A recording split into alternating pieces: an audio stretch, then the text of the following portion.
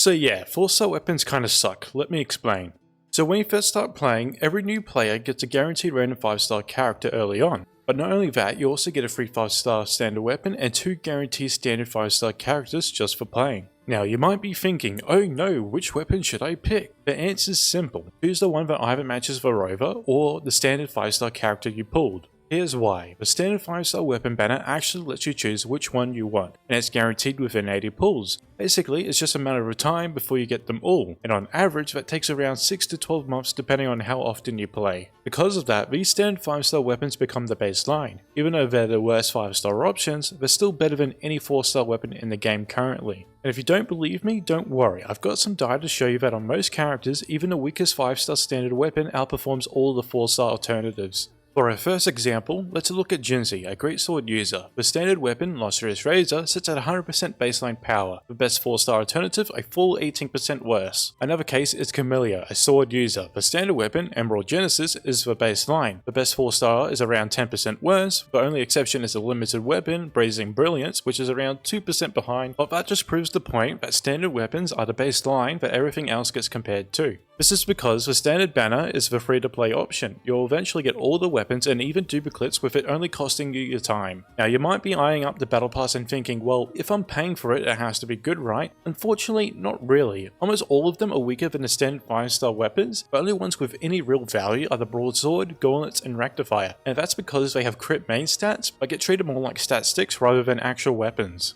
Even then, if we look at Zeshi, a Rectifier user, her best Battle Pass weapon is still 10% weaker than the baseline standard 5-star. So honestly, there's no reason to buy the Battle Pass just for the weapon. That may change with future updates, but for now, the standard 5-stars are better. It's not to say that the future Battle Pass weapons won't be worth it. From what we can see, the new Battle Pass series seems to have a crit main stats on every weapon, and generally good buffs to come with them. But we won't know how good they are until they get released and have proper calculations for them. But there is one exception worth mentioning, the Concerto series. These are easy to obtain 4-star weapons like the Overture, Discord, Makato, Cadenza, and Variation. These weapons shine because of the Concerto build-up, making them perfect for characters like Verena, Shorekeeper, or Mordevi. Supports who aren't primarily used for their own damage and would usually prefer to cycle their skills and ultimates so you can get through your rotations quicker and easier. Not to mention, most of these units also tend to need some amount of energy regen, so having that as a substat really helps with their builds as well. Basically, this series wins out because it covers utility that the 5-stars don't, rather than just being a damage or stat stick that will always be inferior to ones of higher rarity. Now, let's talk about the limited weapons, and I'll say this right away, there is no single best overall weapon you should pull. But before I continue, I want to address a common misconception. The reason people feel that universal weapons are good might be a result of how the weapon banner does and used to work in Genshin Impact, where the weapons may cost as much or even more than characters. Because of this, pulling for more universal weapons were more ideal for players on a budget. In Genshin, signature weapons are tailor-made to their DPS units to the point that they're generically good enough to be comparable with sigs on certain DPS units, with one example being the Jade Cutter, often being used on characters like Ayato, Kachin, Aika, and many more that got a significant upgrade enough from it. But instead, when you compare the weapon banner to Withering Waves, with it being guaranteed and cheaper on average, making the universal weapons in Wuwa, mostly owing to the lower character pool at the moment, are mostly buffs to support units which are worth it, as we have discussed and will be discussing. Take Stringmaster for example, it's often hyped as a universal option, but honestly that's just bait. The actual team DPS for most units you see it recommended for is small. You're much better off targeting weapons that give targeted high value boosts like Perova's or Kartevia's signature weapon. The smarter play is simple, pull the weapon designed for your main DPS, it will always be a clear upgrade for them, and sometimes you'll get the bonus of it working on other characters too, but that bonus should never be the main reason you pull it. For example, if you grab Zani's signature, you're pulling it for her. Sure, it also gives her Chia a nice upgrade if you build her later, but that's just a bonus. The same logic applies to Stringmaster. You should only pull it if you plan to play Encore or main DPS Phoebe. It just so happens to be an upgrade for units like Zeshi, Phoebe support for Zani of course, Cantarella, or even Yinlin, but notice how that value is secondary. In fact, Yinlin's own signature isn't even worth pulling just for herself, which says a lot. So let's make this clear, even if you have Zani and no one else, Zani's signature is worth pulling, but you should never pull it just for a Chia or anyone else if you don't have Zani. Likewise, if you don't plan on playing Phoebe DPS or Encore, then even if you own every other character Stringmaster is good on, it's realistically still not worth pulling. The bottom line is this, pull for significant upgrades to your main DPS first. If a weapon happens to work on others too, that's just icing on a cake, and should not be the reason to spend your pulls. Now let's compare the team DPS increase between pulling a DPS weapon versus a supports weapon.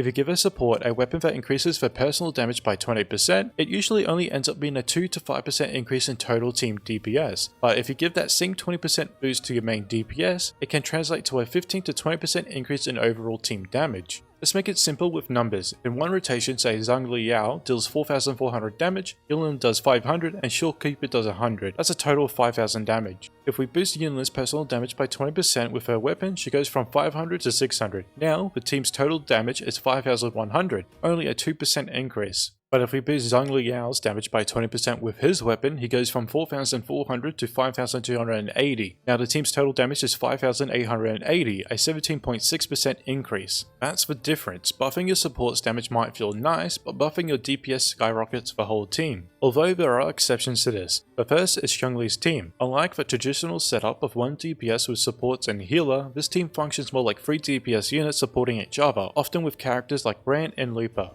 Because the damage is more evenly distributed, pulling a weapon for any of these characters won't give it as big of a team DPS increase as a typical DPS would, but at the same time, their weapons are worth more than a standard support weapon, since each unit contributes a large slice of the total damage. The next exceptions are ciaccona's and Lupa's signatures, support signatures that also buff the DPS unit that they're paired with. These fall into a similar paradox, they're not as impactful as a pure DPS signature, but they're definitely more valuable than a standard support signature. Let's break it down. Ciaccona's signature provides roughly a 13 to 16% team DPS increase in the Cartefia team. That's on par with what you'll expect from a DPS unit's own signature, which makes it a great pull for players looking to fully min-max their area teams. Even for Jian's team that isn't necessarily an area erosion team, the third effect still serves to increase the team's DPS, but the catch is, you'll need to be a character that can apply area erosion to get any use out of the second and third buff effects, otherwise the weapon becomes a generic stat stick. Lupa's signature is a bit different. The direct buff itself isn't as strong, but in monofusion teams, Lupa contributes about the same amount of damage as her two teammates. That means her weapon not only boosts her own damage, but also buffs the team, making it quite worth as well. Although, the only difference between ciaccona's signature is that you can use this signature on any broadblade user, and all they need to do is heavy attack with a fusion character on their team to get any value out of it. So if you don't have a fusion character on their team, it also just becomes a generic stat stick. Now, the last weapon I want to bring up is Shorekeeper's signature. It's honestly just bait. On paper, the 14% attack buff isn't that impactful by itself. The real value comes from its Concerto energy generation, which helps smooth out rotations. But here's the kicker. For variation, a 4-star weapon provides the exact same 8 Concerto energy. In fact, because you can rank 5 the weapon much more easily, it ends up giving 16 Concerto energy in total, though you lose out on the team-wide attack percent buff. And in practice, that energy difference is huge, because it makes rotations faster and more consistent for you.